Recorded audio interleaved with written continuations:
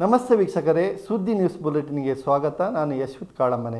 Professor S Ramakrishna ಹತ್ಯೆ ಪ್ರಕರಣಕ್ಕೆ ಸಂಬಂಧಿಸಿ ಆರೋಪ ಪಟ್ಟಿಗೊಳಗಾಗಿದ್ದ ಎಲ್ಲ ಆರೋಪಿಗಳನ್ನು ಪ್ರಕರಣದಿಂದ ಖುಲಾಸೆಗೊಳಿಸಿ ಸುಪ್ರೀಂ ಕೋರ್ಟ್ ಇಂದು ಮಹತ್ವದ ತೀರ್ಪು ನೀಡಿರುವುದಾಗಿ ತಿಳಿದುಬಂದಿದೆ. 2011ರಲ್ಲಿ ಪ್ರೊಫೆಸರ್ ರಾಮಕೃಷ್ಣರ ಹತ್ಯೆ ನಡೆದಿತ್ತು. ಈ ಕೇಸು ಜಿಲ್ಲಾ ಸೆಷನ್ಸ್ ನ್ಯಾಯಾಲಯದಲ್ಲಿ ವಿಚಾರಣೆ ನಡೆದು 2016ರಲ್ಲಿ ಕೇಸು ಬಿಟ್ಟು ಹೋಗಿತ್ತು. ಈ ತೀರ್ಪಿನ ವಿರುದ್ಧ ಸರ್ಕಾರ ಹೈಕೋರ್ಟ್ಗೆ ಮೇಲ್ಮನವಿ ಸಲ್ಲಿಸಿ ವಿಚಾರಣೆ ನಡೆದು 2023ರಲ್ಲಿ ಆರೋಪಿಗಳಿಗೆ ಜೀವಾವಧಿ ಶಿಕ್ಷೆಯಾಗಿತ್ತು. ಇದರ ವಿರುದ್ಧ ಶಿಕ್ಷೆಗೊಳಗಾದವರು ಸುಪ್ರೀಂ ಕೋರ್ಟಿನ ಮೆಟ್ಟಿಲೇರಿದ್ದರು. ಸುಪ್ರೀಂ ಕೋರ್ಟ್ ಹೈಕೋರ್ಟ್ ವಿಧಿಸಿದ ಶಿಕ್ಷೆಯನ್ನು ಅಮಾನತಿನಲ್ಲಿರಿಸಿ ಆರೋಪಿಗಳಿಗೆ ಜಾಮೀನು ನೀಡಿತ್ತು. ಬಳಿಕ ವಿಚಾರಣೆ ನಡೆದು ಇಂದು ಸುಪ್ರೀಂ ಕೋರ್ಟ್ ತೀರ್ಪು ನೀಡಿದೆ. ಪ್ರಕರಣದ ಆರೋಪಿಗಳಾದ ಡಾಕ್ಟರ್ ರೇಣುಕಾ ಪ್ರಸಾದ್, ಮನೋಜ್ ರೈ, ನಾಗೇಶ್ HR, ವಾಮನ ಪೂಜಾರಿ, ಶರಣ್ ಮಂಗಳೂರು, ಭವಾನಿ ಶಂಕರ ಎಲ್ಲರನ್ನೂ ಸುಪ್ರೀಂ ಕೋರ್ಟ್ ದೋಷಮುಕ್ತಗೊಳಿಸಿ ಪ್ರಕರಣದಿಂದ ಖುಲಾಸೆಗೊಳಿಸಿದೆ. ಸುಪ್ರೀಂ ಕೋರ್ಟ್ನಲ್ಲಿ ಖ್ಯಾತ ವಕೀಲರುಗಳಾದ ಸಿದ್ಧಾರ್ಥ ಲೂಥ್ರಾ ಹಾಗೂ ಗಿರೀಶ್ ಅನಂತಮೂರ್ತಿ ಡಾಕ್ಟರ್ ರೇಣುಕಾ ಪ್ರಸಾದರ ಪರವಾಗಿ ವಾದಿಸಿದರು.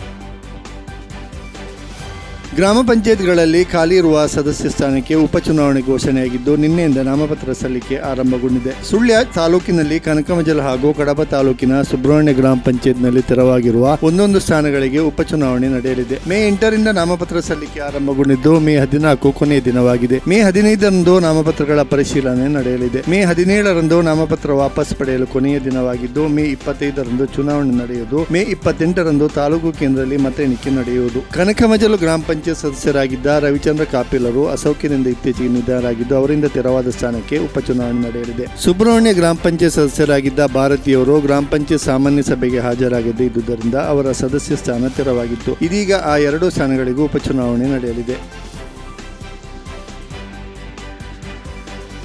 KVG ಕಾನೂನು ಮಹಾವಿದ್ಯಾಲಯದ ಆಶ್ರಯದಲ್ಲಿ ಕರ್ನಾಟಕ ರಾಜ್ಯ ಕಾನೂನು ವಿಶ್ವವಿದ್ಯಾಲಯದ ಸಂಯೋಜಿತ ಕಾಲೇಜುಗಳ ವಿಶ್ವವಿದ್ಯಾಲಯ ಮಟ್ಟದ ಫುಟ್ಬಾಲ್ ಪಂದ್ಯಾಟ ಮೇ 13-14ರಂದು NMC ಮೈದಾನದಲ್ಲಿ ನಡೆಯಲಿದೆ. ಪಂದ್ಯಾಟ ನಡೆಯುವ ಬಗ್ಗೆ ಇಂದು ಪತ್ರಿಕಾಗೋಷ್ಠಿ ನಡೆಯಿತು. ಪಂದ್ಯಾವಳಿಯಲ್ಲಿ 15ಕ್ಕಿಂತ ಹೆಚ್ಚು ವಿಶ್ವವಿದ್ಯಾಲಯ ಸಂಯೋಜಕ ತಂಡಗಳು ಭಾಗವಹಿಸಲಿದ್ದು ತಂಡಗಳ ಸಂಖ್ಯೆ ಏರಿಕೆಯಾದರೆ ಕುಡಿಯಾಲಬೈಲು ಸರ್ಕಾರಿ ಪ್ರಥಮ ದರ್ಜೆ ಕಾಲೇಜಿನ ಕ್ರೀಡಾಂಗಣದಲ್ಲಿ ಪಂದ್ಯಾಟ ನಡೆಯಲಿದೆ. AOLA ಅಧ್ಯಕ್ಷ ಡಾಕ್ಟರ್ KV ಚಿದಾನಂದ ಕಾರ್ಯಕ್ರಮದ ಅಧ್ಯಕ್ಷತೆ ವಹಿಸಲಿದ್ದಾರೆಂದು ತಿಳಿಸಿದರು. ಪತ್ರಿಕಾಗೋಷ್ಠಿಯಲ್ಲಿ ಕಾಲೇಜಿನ ಆಡಳಿತಾಧಿಕಾರಿ ಪ್ರೊಫೆಸರ್ KV ದಾಮೋದರಗೌಡ, ಕ್ರೀಡಾ ಸಂಯೋಜಕಿ ಉಪನ್ಯಾಸಕಿ ಶ್ರೀಮತಿ ರಶ್ಮಿ H, NMC ಶಾರೀರಿಕ ನಿರ್ದೇಶಕರಾದ ಲೆಫ್ಟಿನೆಂಟ್ ಸೀತಾರಾಮ MD, ವಿದ್ಯಾರ್ಥಿ ಸಂಘದ ಅಧ್ಯಕ್ಷ ಮುಷ್ರಫ್ ಅಹಮದ್, ಕ್ರೀಡಾ ಕಾರ್ಯದರ್ಶಿಗಳಾದ ಪೂರ್ಣಿಶ್ M ಮತ್ತು ವಿದ್ಯಾಶ್ರೀ ರೈ ಭಾಗವಹಿಸಿದ್ದರು.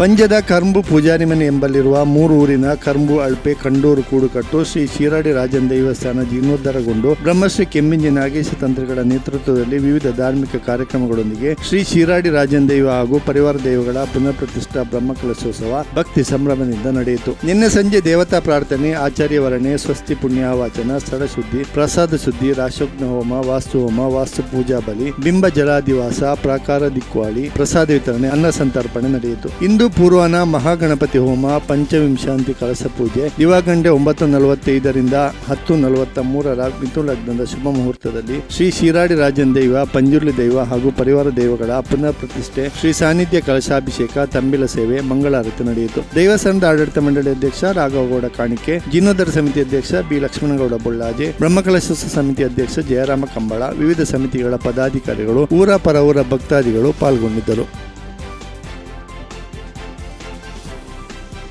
ಸುದ್ದಿ ನ್ಯೂಸ್ನಲ್ಲಿ ಈಗ ಒಂದು ಸಣ್ಣ ವಿರಾಮ. ಅತ್ತೆ, ಇದು ನನ್ನ ಬರ್ಡೇ ಗಿಫ್ಟ್. ಇದೆಲ್ಲ ಜೀವನದಲ್ಲಿ ನನಗೋಸ್ಕರ ತಗೊಂಡ್ಬಂದಿದ್ದಾರೆ.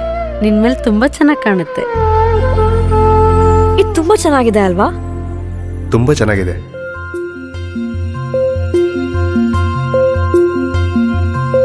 It will look really good on you. Amma? Huh?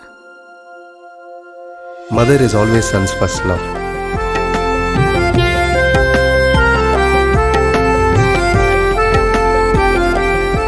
ಪ್ರತಿ ಪೀಳಿಗೆಯ ಪ್ರೀತಿಯ ಮಳಿಗೆ GL ಆಚಾರ್ಯ ಜ್ಯುವೆಲರ್ಸ್.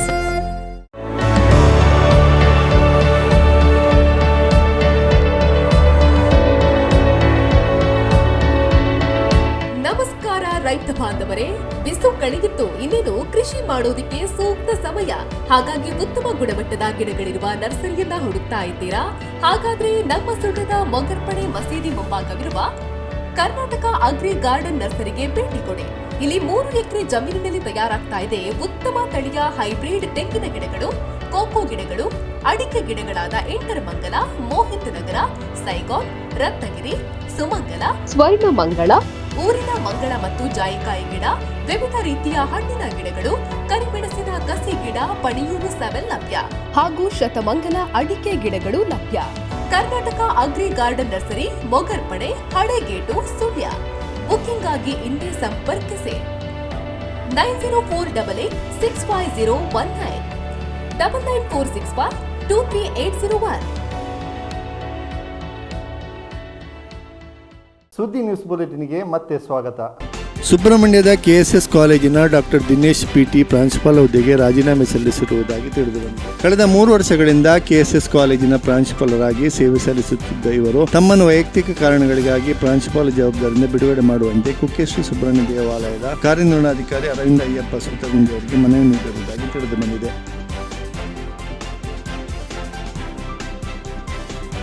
ಪೆರುವಾಜಿ ಶ್ರೀ ಜಲದುರ್ಗಾದೇವಿ ಉದ್ಭವ ಜಾಮೀನು ದೇವರಮರ ಸರ್ಕಾರಿ ಸ್ಥಳದಲ್ಲಿದ್ದ ಮರಗಳನ್ನು ನೆಲಸಮ ಮಾಡಿ ದೇವರ ಕಾಡನ್ನು ಇನ್ನಿಲ್ಲದಂತೆ ಮಾಡಿ ಸರ್ಕಾರಿ ಸ್ಥಳ ಕಬಳಿಸಲು ಹುನ್ನಾರ ನಡೆಸಿರುವುದಾಗಿ ಸುಳ್ಯ ತಹಶೀಲ್ದಾರ್ಗೆ ಶ್ರೀ ಜಲದುರ್ಗಾದೇವಿ ಉದ್ಭವ ದೇವರಮಾರು ಸಮಿತಿ ಸಂಚಾಲಕ ನಿತಿನ್ ರಾಜ್ ಶೆಟ್ಟಿ ಹಾಗೂ ಸಹ ಸಂಚಾಲಕ ಅಂಗಾರ ಬಜ ಮನವಿ ಮಾಡಿದ್ದು ಮೇ 8ರಂದು ತಹಶೀಲ್ದಾರ್ ಸ್ಥಳಕ್ಕೆ ಭೇಟಿ ನೀಡಿರುವುದಾಗಿ ತಿಳಿದುಬಂದಿದೆ. ಸ್ಥಳ ಪರಿಶೀಲನೆ ಮಾಡಿದ ತಹಶೀಲ್ದಾರ್ ಮಂಜುಳಾ ಎಂಬುವರು ಈಗಿರುವ ಕುಮ್ಕಿ ಸ್ಥಳವನ್ನು ಯಥಾಸ್ಥಿತಿಯಲ್ಲಿರುವಂತೆ ಸೂಚಿಸಿದರೆನ್ನಲಾಗಿದೆ. ಜಾಗದ ಅಳತೆ ಮಾಡಿದ ನಂತರ ಕುಮ್ಕಿ ಜಾಗ ಯಾರಿಗೆ ಸೇರಿರುವುದಾಗಿ ತಿಳಿಸುವುದಾಗಿ ಹೇಳಿದರೆನ್ನಲಾಗಿದೆ.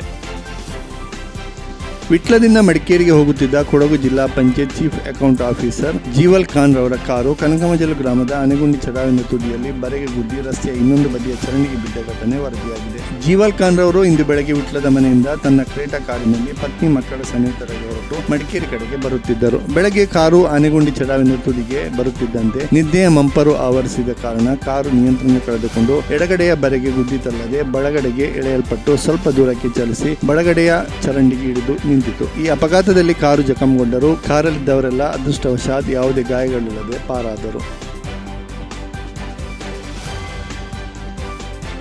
ನಡುಗಲ್ಲಿನಲ್ಲಿ ಕೆಲಸಕ್ಕಿದ್ದ ಮುಳ್ಳೇರಿಯಾದ ವ್ಯಕ್ತಿಯೋರ್ವರು ವಿಷ ಸೇವಿಸಿ ಸುಳ್ಯ ಸರ್ಕಾರಿ ಆಸ್ಪತ್ರೆಯಲ್ಲಿ ಚಿಕಿತ್ಸೆಯಲ್ಲಿದ್ದ ವ್ಯಕ್ತಿ ಇಂದು ಮೃತಪಟ್ಟ ಘಟನೆ ವರದಿಯಾಗಿದೆ. ಮುಳ್ಳೇರಿಯಾದ ಕೃಷ್ಣಮಣಿಯನ್ ಎಂಬುವರು ನಡುಗಲ್ಲಿನ ಲೋಕೇಶ್ ಎಂಬುವರ ಮನೆಯಲ್ಲಿ ಕೆಲಸಕ್ಕಿದ್ದು ಮೊನ್ನೆ ದಿನ ಮಧ್ಯಾಹ್ನ ವಿಷ ಸೇವಿಸಿದ್ದರು. ಊಟ ಮಾಡಿ ವಾಂತಿ ಮಾಡಿಕೊಂಡಾಗ ವಿಷ ಸೇವಿಸಿರುವುದು ಮನೆಯವರ ಗಮನಕ್ಕೆ ಬಂದಿದ್ದು ಬಳಿಕ ಸುಳ್ಯ ಆಸ್ಪತ್ರೆಯಲ್ಲಿ ಚಿಕಿತ್ಸೆ ನೀಡಲಾಗುತ್ತಿತ್ತು. ಚಿಕಿತ್ಸೆ ಫಲಕಾರಿಯಾಗಿದೆ. ಅವರು ಅಲ್ಲಿ ನಿಧನರಾಗಿದ್ದಾರೆ.